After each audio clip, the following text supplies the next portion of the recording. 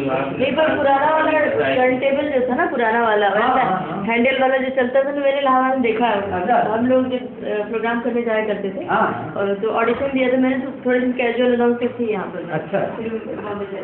तो एक मतलब कुछ ड्यूटीज मैंने की है, तो हैंडल चलाते थे, हैंडल चलाया। जो तुमने जब देखा ना, उसके पहले 3 बदल चुके। जी, सबसे पहले जो आपका सन 49 में वो अलग था, उसके बाद से 10-15 साल बाद दूसरा है, ये तीसरा था। जो कौन सा, उसके बाद 82 वाले आ गए सब ना। 78 और 33 आगे वाला जो। अब वो 2 थे, उसमें भी गलती हमेशा होती थी। 33 का प्ले करना, 78 पे तो आप सबसे पहले कौन सा वाला चलाते थे टर्न टेबल? 78 आरपीएम और 33 जी। Presto recording. अच्छा अच्छा। हमारी रिकॉर्डिंग बहुत अच्छी थी, प्रेस्टो। हाँ। इतनी बड़ी रिकॉर्डिंग जी। तो 15 मिनट एक साइड बचती थी। फिर पकड़ दीजिए, तो उसकी रिकॉर्डिंग ओकेजनल करते थे हम लोग। उस जमाने में इतना वो नहीं था कि हर प्रोग्राम को आप रिकॉर्ड करें, सब लाइव। हम बोल रहे हैं और पर उस जमाने में जो मामूली सीख रहा था आर्टिस्ट हुआ करते थे, वो एक आध बार फंबल करते थे। भाई हम लोग बिल्कुल सीधा एकदम आवाज ट्रांसमिशन पूरा का पूरा नाटक 1 घंटे का अगर उसमें है जी, तो ज्यादातर में मैंने मेन रोल किया हुआ। तो स्क्रिप्ट होती थी या आप लोग रट लेते थे? जी, स्क्रिप्ट होती थी। तो इतनी कॉपीज कैसे होती थी स्क्रिप्ट की? एक ही कॉपी में काम होता था? नहीं, जैसे आज फोटो कॉपी कर लेते हैं ना, हर आर्टिस्ट की एक स्क्रिप्ट है। तो फोटो कॉपी तो और आई, उस जमाने में टाइप होता था, उतनी स्क्रिप्ट में टाइप होता था। जी जी जी। तो उतनी कॉपीज होती थी सब आर्टिस्टों के पास में? अगर 6 आर्टिस्ट में 6 कॉपी बनेगी, 12 है तो 12 कॉपी बनेगी। इफेक्ट्स कैसे करते थे लाइव में? जैसे रील का इफेक्ट देना है या घंटे का इफेक्ट देना है तो क्या करते थे? हमारे पास अलग से थे 120 120 बीबीसी के रिकॉर्ड। हाँ, आजकल वो सीडी में आ गए हैं। अच्छा अच्छा, हाँ जी, बीबीसी के ही है वो भी। अच्छा, हाँ, बीबीसी के बड़े रिकॉर्ड जी 120 जमाने में नए आए थे। जी जी जी, सारे इफेक्ट्स उसके अंदर। क्या बात है, क्या बात है। और फिर बाद में कुछ हम लोग खुद अपने आप प्रोड्यूस करते थे। अच्छा, वो जाके साइट पर जाके? हाँ, साइट पर जाकर हम लोग प्रोड्यूस करते थे, मतलब इसलिए यही बढ़ गया। और अनाउंसर खुद हैंडल नहीं करते थे, कंट्रोल ऑपरेटिंग करते? क्यों सर, सब करते थे। अरे उस जमाने में जब हम लोग नाटक करते थे, अगर मैं प्रोड्यूस कर रहा हूँ, ये मेरी खुद इनकी तो ये समझिए कि अगर मैं प्रोड्यूस कर रहा हूँ तो साथ में आर्टिस्ट बोल रहे हैं और पीछे से जंगल का इफेक्ट, घंटे का इफेक्ट सब चल रहा है। हाँ, बिल्कुल, स्क्रिप्ट हम देख रहे हैं, आर्टिस्ट अपना कर रहा है, उसकी रिहर्सल होती थी। हाँ जी, हाँ जी। 4 दिन हमारे विद्या राजता है, पढ़ते हैं। जी जी जी जी, क्या बात है। तो मतलब सारे इफेक्ट्स भी लाइव चले जाते थे उसमें? हाँ बिल्कुल। अच्छा, गलती से अगर मैंने इम्प्रोवाइज कर दिया अपना डायलॉग तो क्या होगा? मान लीजिए कि मैंने स्क्रिप्ट से कुछ, अब रॉ में तो नाटक में हमेशा ही इम्प्रोवाइजेशन होता है, मान लीजिए कि मैंने उसमें जो छपे शब्दों से कुछ और बोल दिया, मतलब उसका वही होता है, नहीं तो फिर वो सामने वाला आर्टिस्ट संभालता है। वो हम लोग फौरन कहते थे ना, जो लिखा है वही करो। शायद किसी की हिम्मत नहीं होती होगी, इसलिए स्क्रिप्ट आगे होना चाहिए। जी जी प्रोड्यूसर आना चाहिए।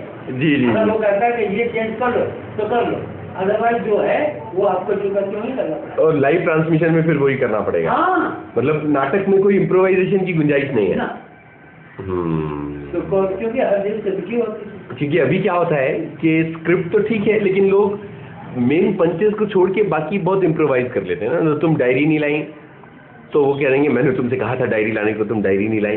वो लंबा कर देंगे, छोटा कर देंगे, कुछ मूड और रॉ क्या कैसे हो रहा है पता नहीं। तो वही मैं पूछ रहा था कि कितना इम्प्रोवाइज होता था नाटक में? इम्प्रोवाइजेशन का कोई प्रोविजन नहीं था जी। जो है वो पहले जगह से वही करो। कभी ब्लंडर होते थे?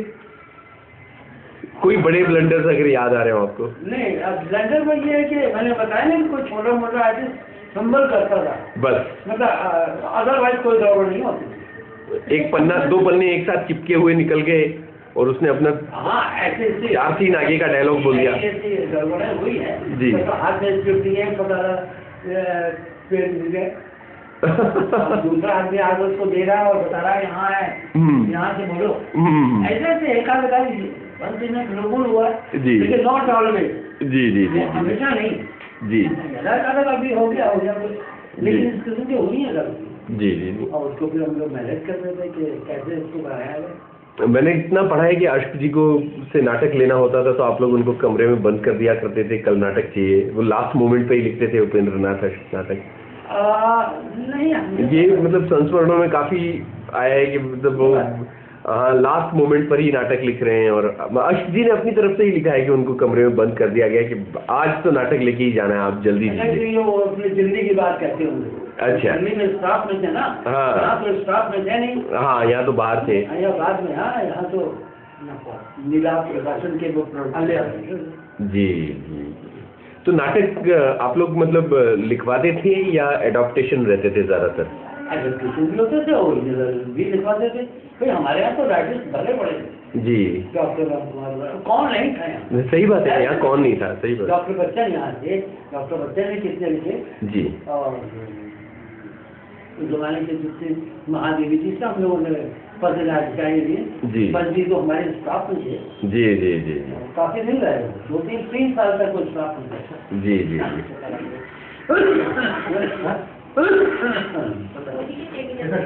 तो आप वो जब नाटक सुनते हैं, मान लीजिए कि जैसे अभी इन दिनों में आपने वो जो आपकी बाल कथा सुनी विविध भारती से, कैसा महसूस होता है? मतलब क्योंकि आपके लिए वो एक तरह से टाइम को रिवाइंड कर लेने जैसा, रिलीव द ओल्ड टाइम जैसा है मोमेंट, या कंटेंटमेंट फील होती है, नॉस्टैल्जिया फील होता है, क्या फील होता है आपको? नहीं अब सुनने में तो भाई ये अच्छा ही लगता है जी जी सही है जी। लेकिन न जाने क्यों अब आकाशवाणी से कुछ अरुचि हो गई। अच्छा यानी मुझे लगता है जैसे हम लोग सर्व में काम करते थे जी इसको ना रखे वहाँ जी जी जी तो अब ना उसके बारे में सोचने की इच्छा होती है जी, ना सुनने की इच्छा होती है। लेकिन अपनी प्रोड्यूस की हुई चीजें सुनने का अनुभव कैसा आपके लिए? तो फिर आज भी जी तो आज भी है, अब भी लगता है कि जो आज ये लोग जो प्रोड्यूस कर रहे हैं उनकी ये हमारी चीजें कहाँ वाली इन्होंने प्रसारित की थी ना। हाँ बताया जो आपने सुनी हाँ कितना मजा आया उसमें। बिल्कुल। अब उसमें देखिए उस जमाने में रघुनाथ सेठ हमारे स्टाफ में थे। जी वो जो गिटार है जी जी वो जी रघुनाथ जी सेठ को बजाया क्या बात है साहब, क्या बात है। और लाइव हम लोगों ने किया जी। तो